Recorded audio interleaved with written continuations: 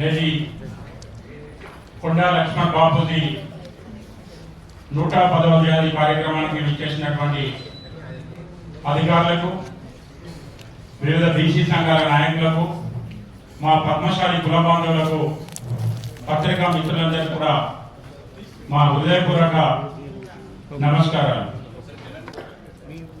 ఈనాడు తెలంగాణ రాష్ట్రం కోసం సుదీర్ఘ పోరాటం జరిగితే తుది వరకు 95 సంవత్సరాలు 93 సంవత్సరాల వయసులో కూడా ఒక నవ యువకుల్లా ఢిల్లీకి వెళ్ళి నా తెలంగాణ నాకు ఇయ్యండి అని జంతర్ మంతర్ దగ్గర ప్రాణాలను పణంగా పెట్టి నిరాహార దీక్ష చేసినటువంటి ఒక మహోన్నత నాయకుడు కొండా లక్ష్మణ్ బాపూజీ.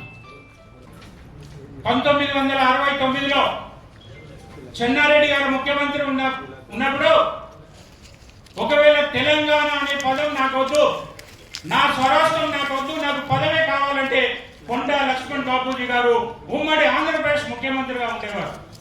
కానీ నా తెలంగాణ నాకు కావాలి, నా తెలంగాణ బిడ్డలు గౌరవంగా బతకాలి, నా తెలంగాణ వనరులు నా తెలంగాణ ప్రజలకే దక్కాలి అనే ఒక ఉద్దేశంతో, ఒక సంకల్పంతో అక్కడ ఉన్నటువంటి మంత్రి పదవికి రిజైన్ చేసిన, తెలంగాణ కోసం మంత్రి పదవిని వదులుకున్న మొట్టమొదటి వ్యక్తి ఎవరంటే కొండా లక్ష్మణ్ బాపూజీ.